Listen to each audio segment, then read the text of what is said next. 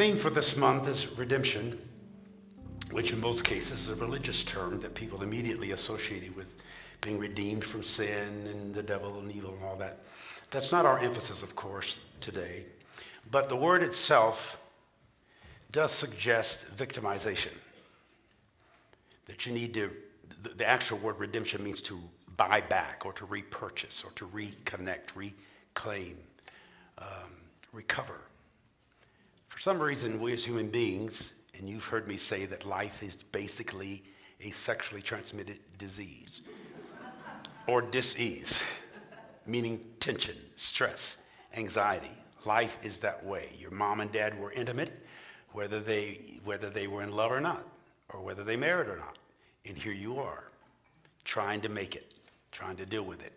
A lot of us come to this planet feeling unwelcomed or unwanted.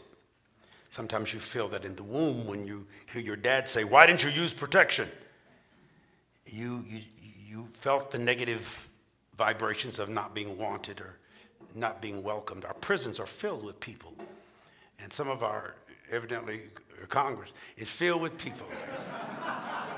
And the Supreme Court. You know, the strange how lawmakers have become lawbreakers openly, boldly, and unapologetically. That's a whole nother subject, but I'd sure love to talk to you about it, but I'm not going to.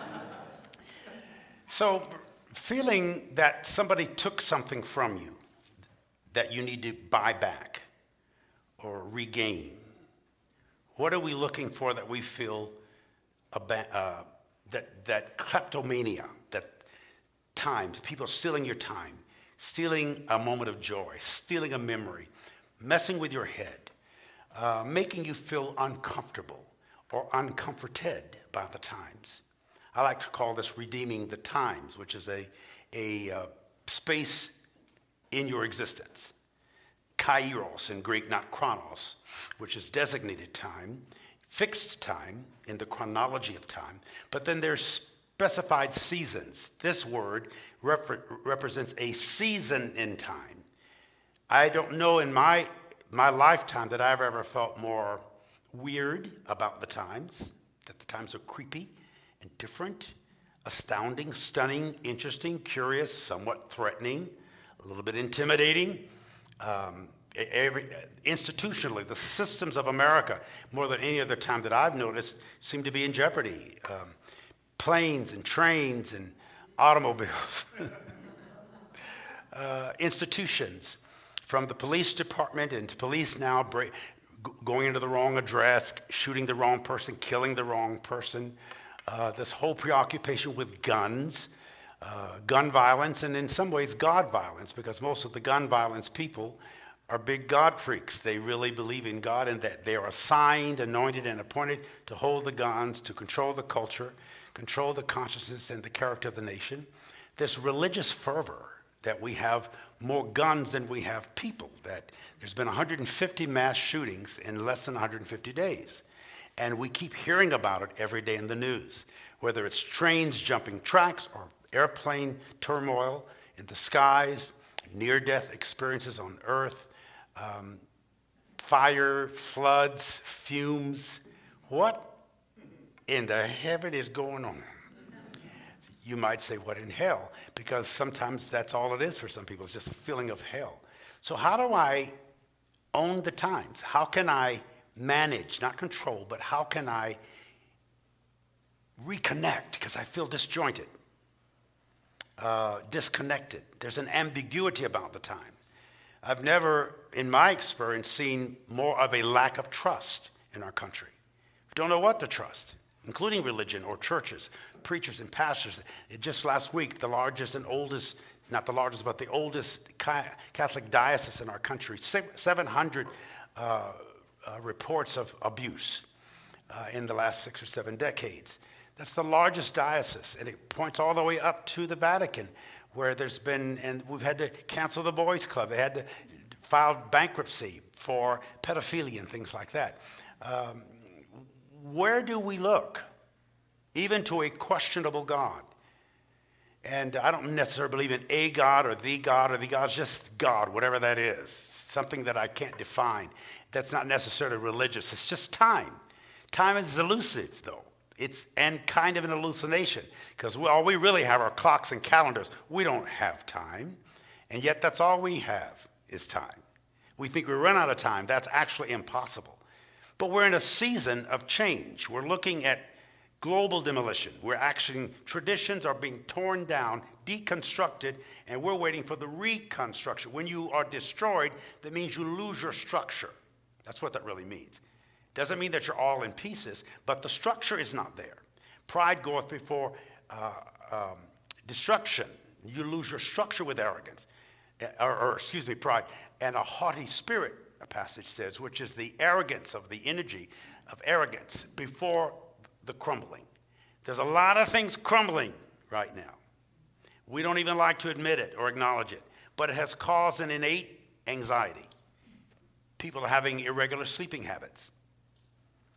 There's sense of lethargy or uneasiness, restlessness. You want to sometimes it's a modest form of depression. You just don't want to get up. And some of you have never experienced that, but you want to keep going back to sleep, or you want to doze off or nod off. You don't want to hear things. Some of you never would watch the news because all you hear is bad news. And so you don't really know what's going on, but you can sense that something is different. Something is off kilter. And if you ever feel like, or have you ever felt like time was stolen from you or taken from you? Do you have a victim consciousness that somebody's doing something to you that is not fair? Sometimes that happens at home.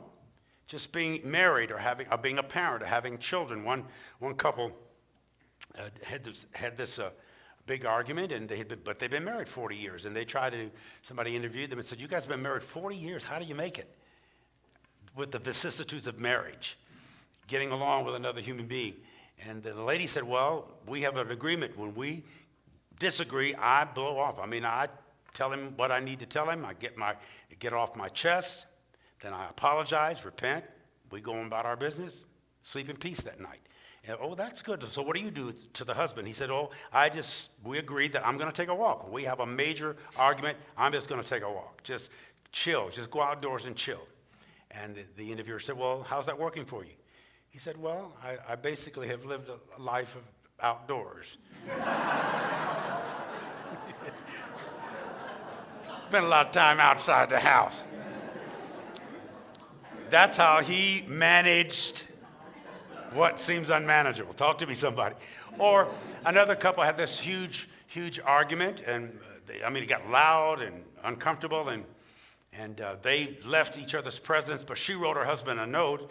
The lady said, "Dear Charlie, I hate you. Love, Elizabeth." Those are awkward situations too. When you feel unloved or unliked, most of us don't struggle with feeling unloved. We generally take that by granted. It's just there. But we struggle being liked. Most of us don't feel like our parents like us, or our siblings like us, or our friends kind of like us. We don't question love. I'm realizing that the older I get, I don't really question love because it kind of comes natural. It's like breathing. But liking things, we all love to eat, but we don't like everything that we eat or everything that's edible. We love people, but we don't like most of them. We love our parents, but we ain't crazy about it. So everybody's wrestling with, how do I adjust with the time, the season, the session, the pressure, the anxiety? What do I do when I don't feel well? What do I do when I sense something creepy or crazy is occurring? Or when I see it publicly, or hear it on the news, or experience it? There are more guns in America than there are people. We're armed with assault weapons. And as I often say, when you arm your nation with assault weapons, your nation will assault itself. Just last Friday's news, national news said 1 out of 5 Americans say they have been threatened by a gun. That's not normal. We've always owned guns, even before the Second Amendment, because people were, when this country was founded 200 years ago, actually when the first settlers came here 400 years ago, everybody was agriculture. Everybody lived outdoors. So you had a gun or not. You hunted down your own food. You planted your own gardens. People lived healthy lives that way. So it's not uncommon to have guns. But assault weapons that normally military people would have or police officers might have, military weapons we don't normally have commonly. And yet in 23 states, you can own a gun and not necessarily have it licensed or declare that you have it. And that's not so bad, except when you're angry or depressed or somebody triggers you suddenly and you feel threatened, it's natural, I don't care how kind you are, to pull something to help. I just dealt with a case a week or so ago where somebody had to go to jail for assault and battery. And the way they explained themselves, it was self-control. I mean, not, what do you call it? What it?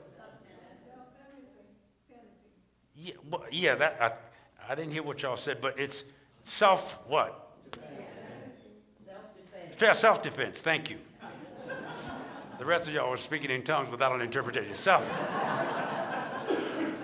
For self-defense, and that we have laws that protect you when you do that. But it's a kind person. Have you ever felt your anger just freak you out? And it's like, geez, I don't normally want to slap people, but today.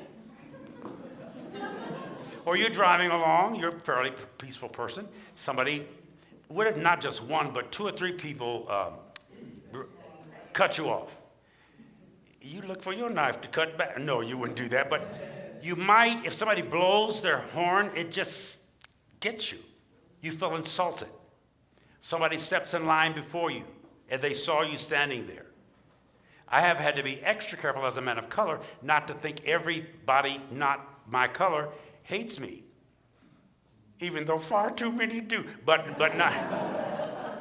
Sometimes women carry chips on your shoulder for women's rights, opening doors, the things that we've gotten by with for far too long that don't work anymore.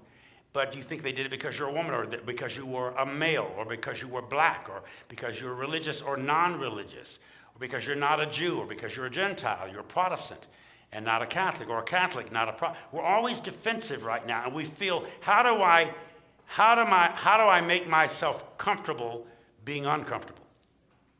How do I manage being interrupted or disrupted? Why are these adjustments?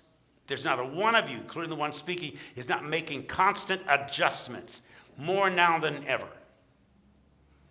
You know, that Fox gets exposed for lying and getting paid for it. I mean, tomorrow, Rupert Murdoch goes to court, $1.5 billion. And Sean Hannity and all those guys were saying, I hate Trump. I can't stand this guy. He's an idiot. And they would get on television and say what they said because they have an audience. There's a lot of people who won't speak against things because they want in the Republican Party, because they want the audience that wants to hear what they want to hear. And you see it, you hear it. It's pretty obvious that there's been some thuggery going on, that we have leaders, we have lawmakers that are really illegitimate lawbreakers, but they get by with it, especially if you wear the right 3-piece suit and the right color tie. And it's like insanity. We say, what is going on? You can't change it all as quickly or as readily as you'd like to, but you can adjust to it. My emphasis in redeeming the time is make the necessary adjustments. Learn how to compromise. Co-promise is what that really means. Compromise. You have to promise yourself. The ambiguity of the day means there's 2 ways to look at everything. I count my blessings more than my bruisings. Some days I feel like I ain't got nothing but bruises, so I try to find a blessing. Some days I really, in my life together, overall, I'm good to go. Most of us have had more blessings than bruisings. But you forget the blessings when the bruisings are there. When you're hurting, you scream out. Now, what are you going to do with things you cannot change? How are you going to manage, Latin is the Greek word for handle, how are you going to handle something you can't change? Starting with your own self. To repent means to rethink or to reconsider. After you've thought, think again. We're all dealing with rethinking stuff. I've never rethought stuff so much in my life.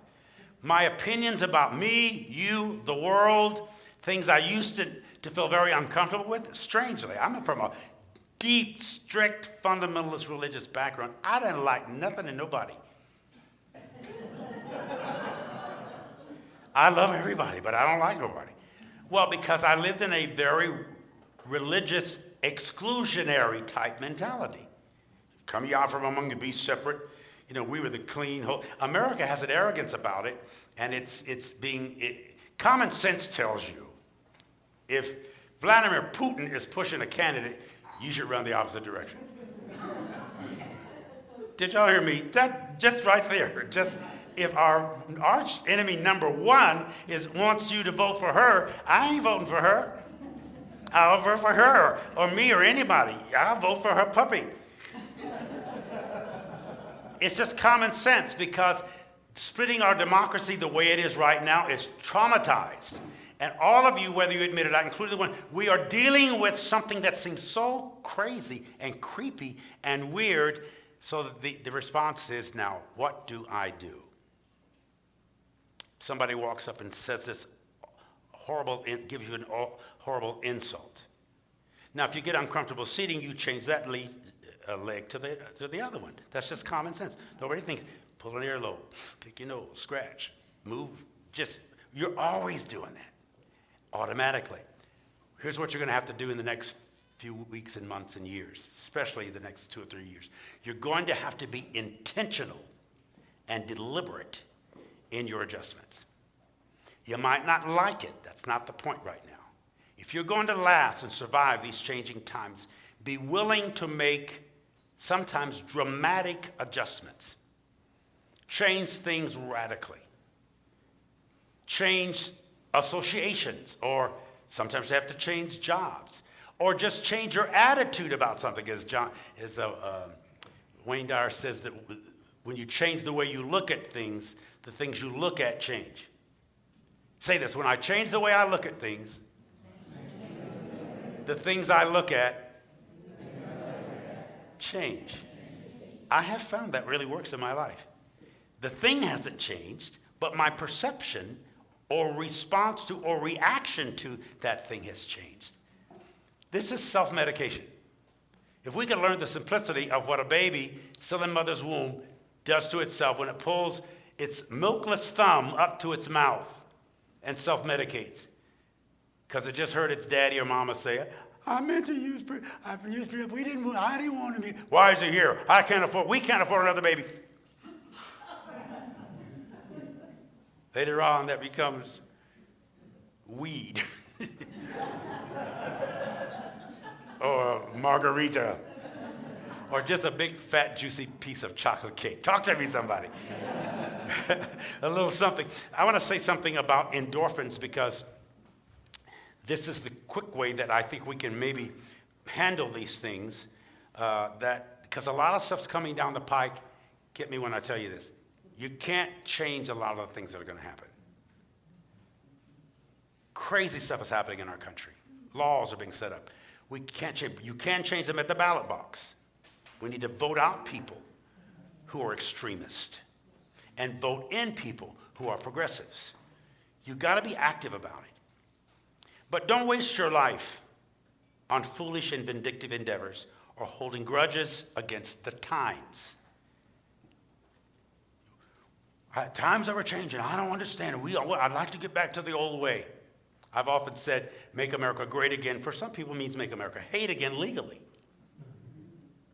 Put the laws on the book. Take the rights away from a woman. She can no longer control her body. How can one attorney in a very narrow state issue a command for the whole nation that women, regardless, even teenagers, who might have been raped, or it might have been an incestuous situation, or the baby is badly deformed or even dead, but you can't take not even a little pill to change the condition. And there's a bunch of men making those decisions for you. And most of them is white, but that's beside the point. That has nothing to do with anything, unless you ain't white. No, I'm kidding. Sort of. Recover yourself, Recover your souls by going and growing with the flow, especially when it becomes a flood. Endorphins are peptides, listen to this, produced in the brain that block the perception of pain and increase feelings of well-being. They are produced and stored in the pituitary gland of the brain. It is natural to have endorphins. Adrenaline comes to make you solve things and resolve things or resist things. Some people don't like peace because they are addicted to adrenaline. They need that energy from the adrenaline to help them survive, so they create trouble. You have friends like that? Things will be really perfect and they'll find something wrong with it because they feel insignificant if they're not solving a problem. Talk to me, somebody.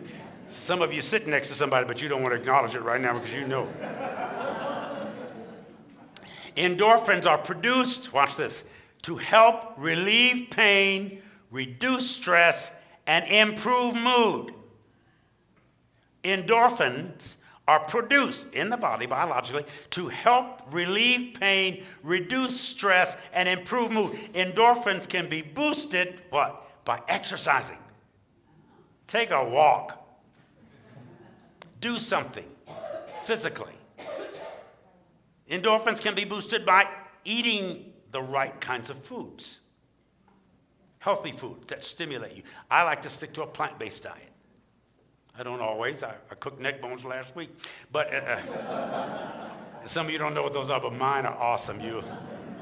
Endorphins can be produced by sexual intimacy, by getting a massage, exercising. These are things you can do fairly cost-free to keep your attitude healthier and higher than normal. When you get depressed, do something to stimulate the endorphins. Listen to a funny story. Find your favorite comedian. For some of you, that's just looking in the mirror. You're going to laugh. Just look in the mirror and crack up. I look in the mirror and I just laugh. Oh, what? What is that over there? It actually makes me laugh. It doesn't soothe me, but it does amuse me. You see what you are, you see what you aren't. You look at yourself and say, this is one big joke. Let's laugh together. That's very healthy. Spoonful of sugar makes the medicine go down, right? Laughter is good like a medicine. So find ways personally as amazing revelations that the network that millions of people trusted and believed in has now admitted we don't believe what we were saying. Whoever dreamed we would hear that? And that they'd be sued over $1 billion for saying we pumped a story because we had an audience. Remember, there is an audience that loves lies and bathes themselves in news they want to hear. Some people don't want the truth, progressives or conservatives, it doesn't matter. If you want the truth, it's out there. Ignorance doesn't mean to not know as much as it means to not notice or to refuse to make note of. The truth is very obvious, and it lives in you as you. So get to know who you are. You can't fool yourself. You don't need to fool yourself. You usually get it if you go into the self accurately, or more accurately than if I tell you. When we are teaching, we're not really teaching you what you don't know. We're reminding you of what you know and forgot. It's like, dang it, that's true. I knew that. I've always thought that way. I didn't hear it publicly all the time, but thank you. You've affirmed that I'm not as crazy as my family is. And then you wear your craziness like a Medal of Honor. You know, the psychologists say 1 out of 5 people you meet on the street are psychologically impaired, mentally impaired. 1 out of 5 people. Isn't that interesting? Count 5 people down the road. And that 5th one is struggling. And she counts back, you're going to be the one that's struggling. So we're managing the struggle. We're not giving you a solution except a way to treat the discomfort or the dis-ease. the anxiety of being a human being. Human beings being human. Look at me as I tell you this and take my seat. You got this. Only because you exist. You are created to manage your life. You can handle this. Look what you've been through already. You should have been snapped. Should have lost your mind. Some of you actually did. That's why you're here today. You lost your mind. I mishandled my mind. I mislaid it. I don't always lose my mind. I just put it over there for a little bit. But I forget where I put it sometimes. But then you go back and try to put that sanity, because sometimes you got to be a little insane to survive. Value crazy. Crazy has a place, just like laughter has a place. And use them strategically. Don't overdo, don't underdo. These are evil times. A passage in Scripture says, redeeming the times which are destructive, but they're also constructive. I believe that our best is yet to come. But you'll see the worst first. Between now and the end of 2024, things will happen so dramatically, the change will be poignant and both prophetic and pathetic. Adjust, okay? Loosen your belt, get ready, even your seat belt. Tighten it or loosen it when you're on an airplane. You can tell when this turbulence is coming. Very few planes fall out of the sky, but most planes experience turbulence. You're not going to fall out of the sky, but you are going to experience turbulence. You already have the seatbelt on, just tighten it a little bit. You can handle it. You might get a little nauseous. Just don't throw up on anybody. You look another direction. I'd rather my plane crash than you to throw up on me, to be honest with you. Lift your hands like this and shift the energy around. Say, I got this. We have this. Turn to somebody and say, you're going to make it. You're big time. You got your stuff together.